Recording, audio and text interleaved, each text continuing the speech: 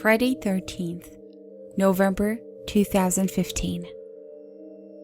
At 3:42 p.m. GMT, it happened. The world descended into a sudden, complete darkness. Chaos ensued. In our little office on the 10th floor, we huddled together in that ominous pitch black, awaiting the light. There was a television in our break room, and someone found the remote control.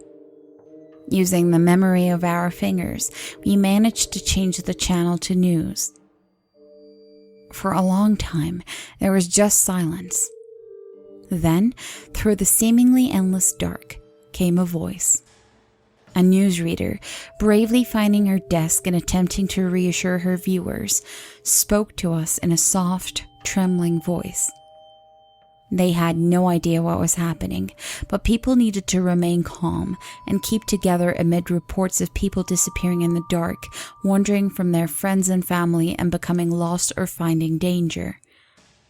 We spent the next 3 days in the office, finding our bearings in the dark and managing to eat and sleep in relative comfort despite the feeling that we were frozen in some kind of alternate universe. Then, exactly 72 hours after the darkness came, it was gone.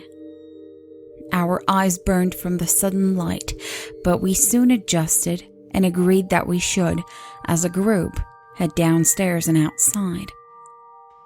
Descending the stairs, a smell greeted us. Retching, I knew immediately what it was, and reluctantly turned the corner into the last turn of the stairwell, thinking perhaps someone had fallen down the stairwell and died from their injuries. I was wrong. I think she had been a woman, though I can't be sure. She had been flayed and gutted, though I don't know in which order. Every inch of her skin was missing, though her eyes and teeth remained, turning her corpse into a grinning, staring monster. I wasn't the only one who threw up. Needing to escape the sight, we burst through the main doors into the foyer and froze. Skinless bodies were strewn across the small foyer, almost 15 of them, by our reckoning from the brief look we had at them. We didn't intend to stay for long, but found the foyer doors were locked and we couldn't break the glass. Someone, I don't remember who, had the idea of heading to the security room and seeing if we could radio for help.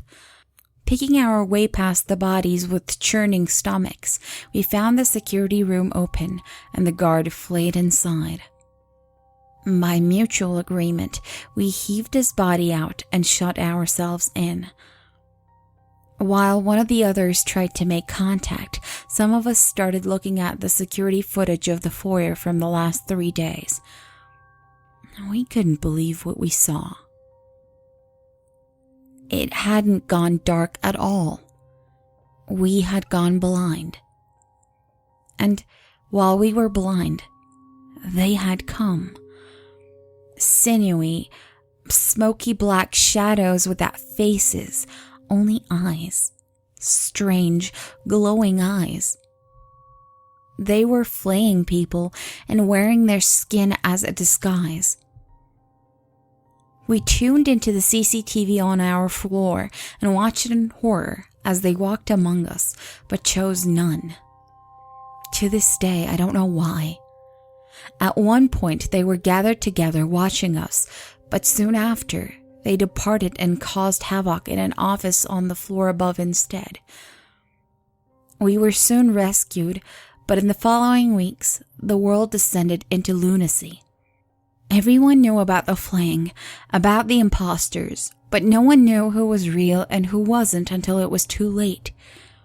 Without trust, humans cannot survive side by side. I remained with 2 of my colleagues.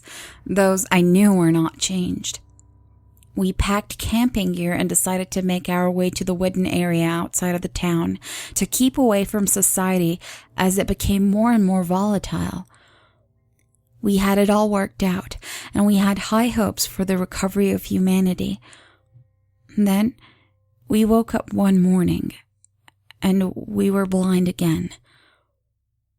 3 days later, the light came back, and I was with both my friends and one body. I don't know which it is, but I'm sure it won't be long until we find out.